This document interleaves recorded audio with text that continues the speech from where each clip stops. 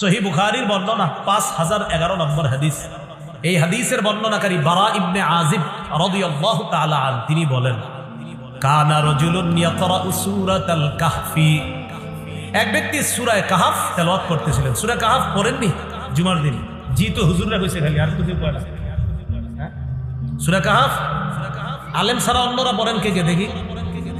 মাশাআল্লাহ, বারাকাল্লাহ, মাশাআল্লাহ। ইনশাআল্লাহ পড়বেন কারা? সবচেয়ে বড় উপকার দাজ্জালের ফিতনা থেকে আল্লাহ আপনাকে হেফাজত করবেন। এটা কেন পড়বেন না? জুমার দিন পড়ে ফেলবেন। হাফেজ যারা আছেন আপনাদের তো 15-20 মিনিট লাগবে না, 15 মিনিট সর্বোচ্চ 15 মিনিট লাগবে। তো আপনি তো মসজিদে যাইতে যাইতে পড়ে ফেলতে পারেন হাফেজ সাহেবরা। তাহলে সূরাতুল কাহফটা মা বোনদেরকেও বলবেন পড়তে জুমার দিন, আপনারাও পড়বেন। জুমার আগে আগে আপনি বাস যখন 10টার দিকে গোসল করে, সাধারণত আমাদের দেশের মুসলমানরা 10টার দিকে গোসল করে রেডি হয় আস্তে আস্তে, তো আপনি 10টা বাজে গোসল করে আগে আগে মসজিদে চলে যান। ইমাম সাহেব মিম্বরে বসে 12:25 বা 15-তে বসে, তো এর আগে আপনি মসজিদে বৈশা দুখুলুল মসজিদ পড়লেন, পড়ার পর এরপরে যদি নফল নামাজ পড়তে মন চায় কিছু পড়লেন, আর যদি না আমি পড়বো না তো বসে বসে সূরা কাহফটা তেলাওয়াত করেন। এরপর খতিব সাহেব আসবে, উনি বয়ান করবে, তারপর আপনি বয়ানে মনোযোগ দিলেন। তা আপনারা গুরুত্ব দিয়ে আমলটা করেন, আল্লাহ তৌফিক দান করেন। মা বোনদেরকেও বলবেন তারাও যেন জুমার দিনে আমলটা করে, আল্লাহ নারী পুরুষ সকলকে তৌফিক দান করেন। তার সবচেয়ে বড় লাভ কি? দাজ্জালের ফিতনা থেকে আল্লাহ হেফাজত। এক ব্যক্তি সূরা কাহফ তেলাওয়াত করতেছে, সহিহ বুখারীর 5011 নম্বর হাদিস শোনাচ্ছে। তো যখন তেলাওয়াত করতেছে, ওয়া ইলা জানিবিহি হিসানুন মারবুতুন বিশাতামাইন, তার পাশে একটা ঘোড়া বাঁধা 2টা রশি দিয়ে, যিনি তেলাওয়াত করতেছে। ফাতাকাশাতহু সাহাবা, আকাশের মেঘ এটারে ছায়া দিতেছে, মানে আকাশের মেঘের মতো একটা আইসা এরকম ছায়া দিতেছে। ফাজাআলা ইয়ানফিরু, ঘোড়া লাফানো শুরু করছে। সাহাবী অবাক হয়ে গেলেন। ফালাম্মা আসবাহা আতান নবী সাল্লাল্লাহু আলাইহি ওয়াসাল্লাম ওয়া যাকারা যালিকা লা, সকাল যখন হয় আল্লাহ নবীর কাছে যাওয়ার পর নবীকে পুরো ব্যাপারটা বলেন। নবীজি বললেন, তিলকাস সাকিনাতু তানাজ্জালাত বিল কুরআন, তুমি যেটা দেখলা রাতের বেলা এটা হলো আল্লাহর পক্ষ থেকে প্রশান্তি। তুমি কোরআন তেলাওয়াত করার কারণে এই তেলাওয়াত, এই প্রশান্তি দুনিয়াতে নিয়ে এসেছে। সুবহানাল্লাহ। মৌখিক ইবাদত কোরআন তেলাওয়াত করা, আল্লাহ আমাদের সকলকে ইবাদত করার তৌফিক দান করেন। দোয়া করা মৌখিক ইবাদত, আল্লাহ মাফ করে দেন, আল্লাহ আমারে বাঁচান, আল্লাহ বিপদ থেকে বাঁচান, আল্লাহ আমারে রিজিক দেন, আল্লাহ মেয়েটার বিয়ে হচ্ছে না বিয়ের ব্যবস্থা করেন, এটা মৌখিক ইবাদত। আবু দাউদের বর্ণনা 1479 নম্বর হাদিস, 1479। قال رسول الله صلى الله عليه وسلم الدعاء هو العبادة, রাসূলুল্লাহ সাল্লাল্লাহু আলাইহি সাল্লাম বলেন দোয়া করাটাই ইবাদত, দোয়া করাটাই ইবাদত। সুবহানাল্লাহ, দোয়া করাটাই ইবাদত। তাহলে দোয়া করব তো ইনশাআল্লাহ। সূরা আনআমের 55 নম্বর আয়াতে আল্লাহ বলেন, উদউ রাব্বাকুম তাদাররুআন ওয়া খুফিয়া, তোমরা তোমাদের রবকে ডাকো তাদাররুআ, বিনীতভাবে, বিনয়ের সাথে, ওয়া খুফিয়া, চুপিসারে। একটা দুইটায় ঘুম ভাঙা গেছে, ওযু লাগবে না, হাতটা উঠায় বলেন, আল্লাহ আমি তো পেরেশানিতে আছি মাবুদ, আমার বিবিও জানে না, সন্তানরাও জানে না, দুনিয়ার কেউ জানে না, সবার দরজা বন্ধ হয়ে গেছে, আল্লাহ আপনার দরজাটা তো বন্ধ হয় নাই, আমার এই পেরেশানি থেকে আপনি উদ্ধার করেন। চুপিসারে এইভাবে আল্লাহরে বলেন। আল্লাহ আমাদের সকলকে দোয়া করার তৌফিক দান করেন। এটা কি ইবাদত? মৌখিক ইবাদত। ইবাদত কয় মাধ্যমে করি? 3 নাম্বার শারীরিক ইবাদত, যে ইবাদত আমরা শরীর দিয়ে করি, যেমন নামাজ। যেমন কি? নামাজ। সূরা হজের 77-78 নম্বর আয়াতে আল্লাহ বলেন, ইয়া আইয়ুহাল্লাযীনা আমানু রুকউ ওয়াসজুদু ওয়া'বুদু রাব্বাকুম ওয়াফআলুল খায়রা লাআল্লাকুম তুফলিহুন। হে ঈমানদারগণ, ইরকাউ, তোমরা রুকু করো, ওয়াসজুদু, সিজদা করো, ওয়া'বুদু রাব্বাকুম, তোমরা তোমাদের রবের ইবাদত করো, ওয়াফআলুল খায়র, ভালো কাজ করো, লাআল্লাকুম তুফলিহুন, যাতে তোমরা সফলকাম হও। قال رسول الله صلى الله عليه وسلم لو أن نهرا بباب أحدكم يغتسل فيه كل يوم 5 مرات فهل يبقى من درنه شيء। নবী বলেন, তোমাদের কারো বাড়ির সামনে একটা পুকুর আছে, এই পুকুরে ওই ব্যক্তি দৈনিক 5 বার গোসল করে, আচ্ছা বলো তো তোমরা তার শরীরে কি কোনো ময়লা থাকবে? আপনারা বলেন তো। নবীজি বলেন, তার শরীরে কি কোনো ময়লা থাকবে? তো সাহাবীরা জবাব দিছে, লা ইয়াবকা মিন দারানিহি শাই। হুজুর, তার শরীরে কোনো ময়লা থাকবে না। নবীজি সাল্লাল্লাহু আলাইহি সাল্লাম বললেন, ফাযালিকা মিসলুস সালাওয়াতিল খামস ইয়ামহুল্লাহু বিহিন্নাল খাতায়া। এইভাবে 5 ওয়াক্ত নামাজ যদি কেউ পড়ে, 5 বার গোসল করলে যেমন তার শরীরে কোনো ময়লা অবশিষ্ট থাকে না, 5 ওয়াক্ত নামাজ যদি কোনো বান্দা পড়ে, আল্লাহ তার গুনাহগুলা ধুয়ে মুছে সাফ করে দেন। তুমি যতক্ষণ পর্যন্ত আল্লাহকে খুশি করার জন্য দান সদকা করবা, ততক্ষণ তোমাকে ওই দানের প্রতিদান আল্লাহর পক্ষ থেকে দেওয়া হবে। এমন কি, সবাই বলেন এমন কি, তুমি যদি তোমার বিবির মুখে যা উঠিয়ে দাও, খাবার উঠিয়ে দাও, ইখলাসের সাথে যদি আমলটা করো, এটারও প্রতিদান আল্লাহ দান করে দিন। বিবিরে কেউ খাওয়াই দিস ইখলাসের সাথে, এটার প্রতিদান আল্লাহ দান করে। ইখলাসের 3 নম্বর উপকার, গুনাহ মাফ হয়। সহিহ বুখারী 3467 নম্বর হাদিস, বাইনামা কালবুন ইউতিফু বিরাকিয়া কাদা ইয়াকতুলুহুল আতশ ফারাআতহু বাগিয়ুম মিন বাগায়া বনি ইসরাঈল। কূপের পাশে একটা কুকুর পিপাসায় কাতরায়, এমন পিপাসা যে পিপাসার কারণে কুকুরটা মারা যাবে যাবে অবস্থা। বনি ইসরাইলের এক ব্যভিচারিণী নারী কুকুরটাকে দেখার পর তার মায়া হয়। ইখলাসের সাথে নাযাআত মুকাহা, ওই নারী তার মৌজা খুলছে, খোলার পর মৌজা দিয়ে পানি আনছে, আনার পর ফাসাকাতহু, কুকুরকে পানি পান করায়া দেয়। আল্লাহ নবী বলেন, ইখলাসের সাথে আমল আল্লাহ এত কবুল করেছেন, গুফিরা লাহা বিহি, এতটুকু একটা ইখলাসওয়ালা আমলের কারণে তার আগের সব গুনাহগুলো মাফ করে দেওয়া হয়। ইখলাস। তাহলে বলেন তো, ভুলে গেছেন আসল কথা। কয় মাধ্যমে ইবাদত করি? 1 নাম্বার অন্তর দিয়ে। অন্তরে একটা ইবাদত সুন্দর ফিকির করা, আরেকটা ইবাদত নিয়ত করা, আরেকটা ইবাদত ইখলাস। এই জন্য মনে রাখবেন, নিয়ত বিশুদ্ধ যদি আর ইখলাসের সাথে হয়, ছোট আমলও বিশুদ্ধ নিয়তের কারণে বড় হয়ে যায়, বড় আমল অশুদ্ধ নিয়তের কারণে ছোট হয়ে যায়। সবাই বলেন ছোট আমল বিশুদ্ধ নিয়তের কারণে, ইখলাসের কারণে বড় হয়ে যায়, বড় আমল অশুদ্ধ নিয়তের কারণে, ইখলাস না থাকার কারণে ছোট হয়ে যায়। একটা কিতাব আছে, নাম জামিউল উলুম ওয়াল হিকাম। এই কিতাবের লেখকের নাম ইবনে রজব হাম্বলি রহমতুল্লাহি আলাইহি। 1 নম্বর খণ্ড 13 নম্বর পৃষ্ঠায় তিনি আনছেন, قال عبد الله بن المبارك رحمه الله رب عمل صغير تعزمه النية ورب عمل كبير تصغره النية। আব্দুল্লাহ ইবনুল মুবারক রাহমাতুল্লাহি আলাইহি বলেন, বিশুদ্ধ নিয়ত ছোট ছোট আমলকে বড় বানায় দেয়, আর অশুদ্ধ নিয়ত বড় আমলকে ছোট বানায় দেয়। নাউজুবিল্লাহ।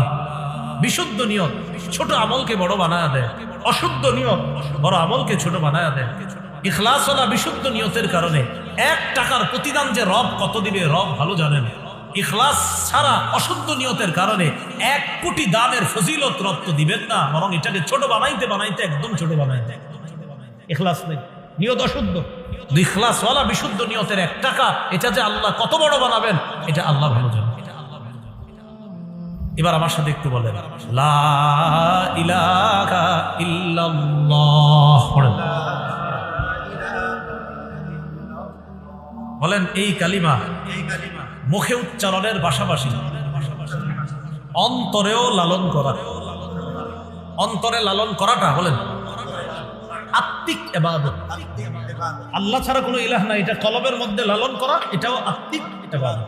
একটা মুখ দিয়ে বলি আমরা, আরেকটা হলো অন্তর দিয়ে, এটা না হ্যাঁ আসলে আল্লাহ ছাড়া ইলাহ নাই, এটা অন্তরে আমি লালন করি, এটা আত্মিক ইবাদত। সহিহ বুখারীর 44 নম্বর হাদিস, قال رسول الله صلى الله عليه وسلم يخرج من النار من قال لا إله إلا الله وفي قلبه وزن شعيرة من خير ويخرج من النار من قال لا إله إلا الله وفي قلبه وزن برة من خير ويخرج من النار من قال لا إله إلا الله وفي قلبه وزن ذرة من خير রাসূলুল্লাহ সাল্লাল্লাহু আলাইহি সাল্লাম বলেন, যার অন্তরে গম পরিমাণ, জব পরিমাণ, অনু পরিমাণ ঈমান থাকবে, সে একদিন না একদিন জাহান্নাম থেকে বের হয়ে জান্নাতে প্রবেশ করবে। অন্তর, এটা আত্মিক ইবাদত। আত্মিক ইবাদত আরেকটা তাওয়াক্কুল, আল্লাহর উপর ভরসা করা, এটাও আত্মিক ইবাদত। ওয়ামান ইয়াতাওয়াক্কাল আলাল্লাহি ফাহুয়া হাসবুহ, যে ব্যক্তি আল্লাহর উপর ভরসা করে আল্লাহ তার জন্য যথেষ্ট হয়ে যায়। যে আল্লাহর উপর ভরসা করে আল্লাহ তার জন্য যথেষ্ট হয়ে যায়। আল্লাহ আমাদের সকলকে এই আত্মিক ইবাদতগুলা বুঝে শুনে নিয়মিত যেন আমরা আত্মিক ইবাদতগুলা করতে পারি, আল্লাহ তৌফিক দান করেন। খুব মনোযোগ দেন। সুন্দর ফিকির করা আত্মিক ইবাদত, সুন্দর চিন্তা করা আত্মিক ইবাদত, বিশুদ্ধ নিয়ত করা আত্মিক ইবাদত, ইখলাস অন্তরে রাখা আত্মিক ইবাদত, লা ইলাহা ইল্লাল্লাহ মুখে উচ্চারণের পাশাপাশি কলবে এটা ধারণ লালন পালন করা, এটাও আত্মিক ইবাদত। তাওয়াক্কুল করা, ভরসা করা, এটাও আত্মিক ইবাদত। মনোযোগ সহকারে সবাই বলেন তো, কয় মাধ্যমে আমরা ইবাদত করি? মাত্র এক মাধ্যমের আলোচনা আমাদের শেষ হয়েছে, আত্মিক ইবাদত। এবার দুই, মৌখিক ইবাদত। মুখ দিয়ে যে ইবাদত করি এটাকে বলা হয় মৌখিক ইবাদত। জিকির করা মৌখিক ইবাদত। বলেন কি করা? জিকির করা মৌখিক ইবাদত। লা ইলাহা ইল্লাল্লাহ সুবহানাল্লাহ আলহামদুলিল্লাহ লা ইলাহা ইল্লাল্লাহ আল্লাহু আকবার। মৌখিক ইবাদতটা মন দিয়ে সবাই একটু করে চলেন। সুবহানাল্লাহ আলহামদুলিল্লাহ, লা লায়েত আলিফ টানবেন, লা ইলাহা ইল্লাল্লাহ আল্লাহু আকবার। মৌখিক ইবাদত করলাম, জিকির করলাম, এটা মৌখিক ইবাদত।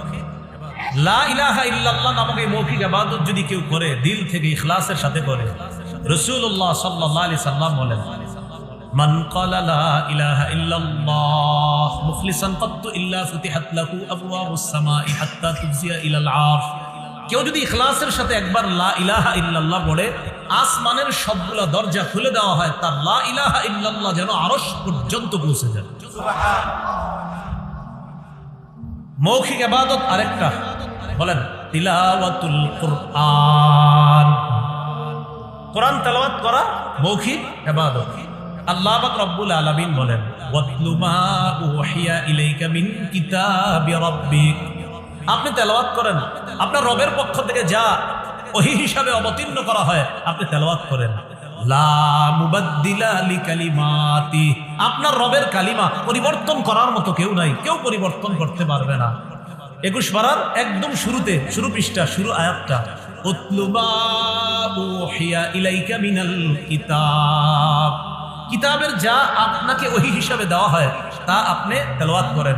আল্লাহ আমাদের সকলকে বেশি বেশি কোরআন তেলাওয়াত করার তৌফিক দান করেন। তিরমিজির বর্ণনা 2910 নম্বর হাদিস, 2910 নম্বর হাদিস, قال رسول الله صلى الله عليه وسلم من قرأ حرفا من كتاب الله فله به حسنة وفي رواية فله حسنة والحسنة بعشر أمثالها। রাসূলুল্লাহ সাল্লাল্লাহু আলাইহি সাল্লাম বলেন, কেউ যদি কোরআনের একটি অক্ষর উচ্চারণ করে আল্লাহ তার আমলনামায় 10টি নেকি লিপিবদ্ধ করে দেন। তার আমলনামায় 10টি নেকি লেখা হয়। নবী বলেন, আলিফ লাম মিম পুরোটা একটা অক্ষর, আমি এমনটা বলছি না। লা আকুলু আলিফ লাম মিম হারফুন, আলিফ লাম মিম পুরোটা একটা অক্ষর এমনটা বলছি না। ওয়ালাকিন আলিফুন হারফুন ওয়া লামুন হারফুন ওয়া মিমুন হারফুন। আলিফ একটা অক্ষর, লাম একটা অক্ষর, মিম একটা অক্ষর।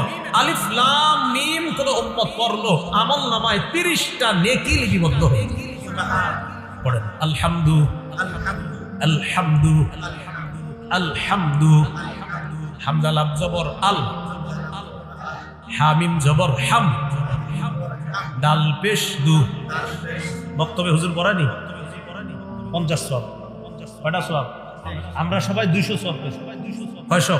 কারণ আমরা 4 বার পড়ছি আলহামদু, হামজা, লাম, হা, মিম, দাল 5 অক্ষর। তো আমরা সবাই পড়ছি 4 বার। তাহলে 4 50 কত? 200। তার একটু বলেন আলহামদু 250, আলহামদু 300। তাহলে মক্তবে যে হুজুর পড়ায় আর আপনার যে সন্তান পড়ে, লাভ না লস? হ্যাঁ, আল্লাহ আমাদেরকে এই শিক্ষার প্রতি আরো গুরুত্ব আরোপ করার তৌফিক দান করুন। সহিহ বুখারীর বর্ণনা 5011 নম্বর হাদিস। এই হাদিসের বর্ণনাকারী বারা ইবনে আজিব রাদিয়াল্লাহু তাআলা আনহু তিনি বলেন, কানা রাজুলুন ইয়াকরাউ সূরাতাল কাহফি।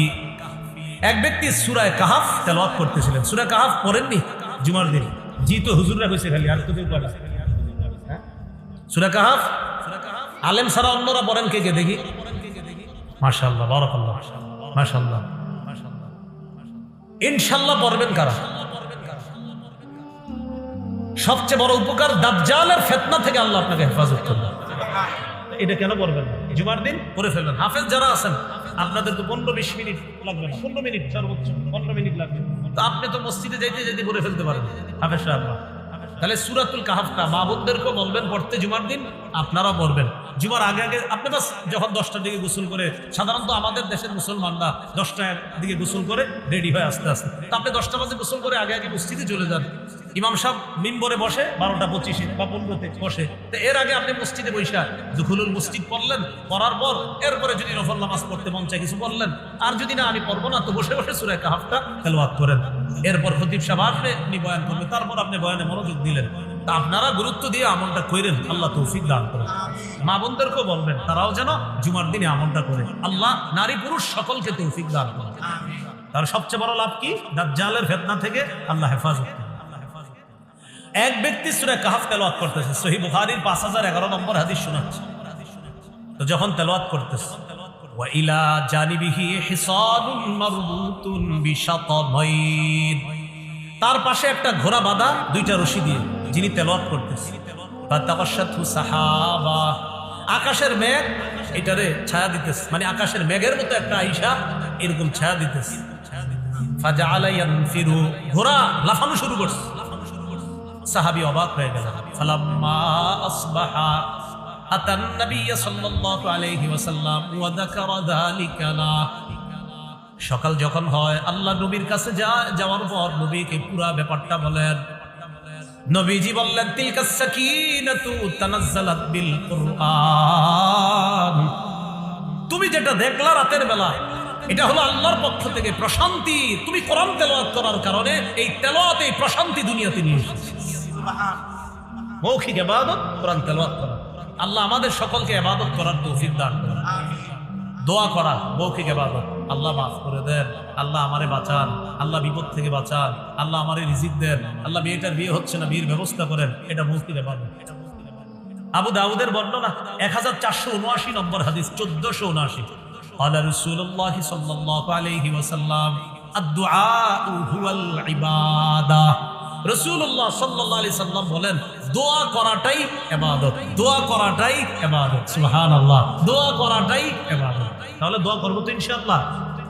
সূরা আনআমের 55 নম্বর আয়াতে আল্লাহ বলেন, উদউ রাব্বাকুম তাদাররুআন ওয়া খুফিয়া, তোমরা তোমাদের রবকে ডাকো, তাদাররুআ বিনীতভাবে, বিনয়ের সাথে, ওয়া খুফিয়া চুপিসারে।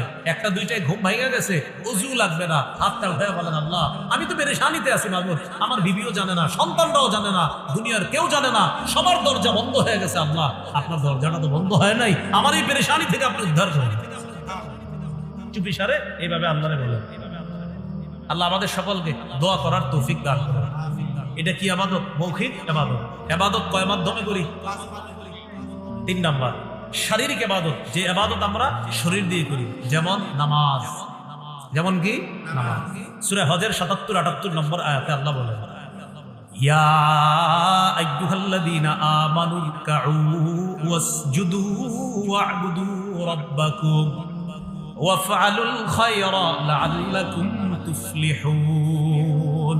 হে ঈমানদারগণ, ইরকাউ, তোমরা রুকু করো, ওয়াসজুদু, সিজদা করো, ওয়া'বুদু রাব্বাকুম, তোমরা তোমাদের রবের ইবাদত করো, ওয়াফআলুল খায়র, ভালো কাজ করো, লাআল্লাকুম তুফলিহুন, যাতে তোমরা সফলকাম হও।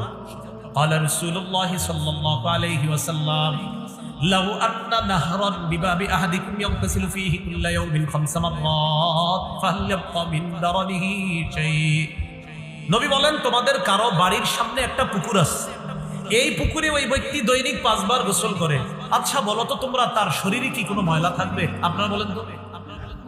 নবীজি বলেন তার শরীরে কি কোনো ময়লা থাকবে? তো সাহাবীরা জবাব দিছে লা ইয়াবকা মিন দারনিহি শাই, হুজুর তার শরীরে কোনো ময়লা থাকবে না। নবীজি সাল্লাল্লাহু আলাইহি সাল্লাম বললেন ফাযালিকা মিসলুস সালাওয়াতিল খামস ইয়ামহুল্লাহু বিহিন্নাল খাতায়া। এইভাবে 5 ওয়াক্ত নামাজ যদি কেউ পড়ে, 5 বার গোসল করলে যেমন তার শরীরে কোনো ময়লা অবশিষ্ট থাকে না, 5 ওয়াক্ত নামাজ যদি কোনো বান্দা পড়ে, আল্লাহ তার গুনাহগুলা ধুয়ে মুছে সাফ করে দেন। আল্লাহ আমাদের সকলকে শারীরিক ইবাদত করার তৌফিক দান।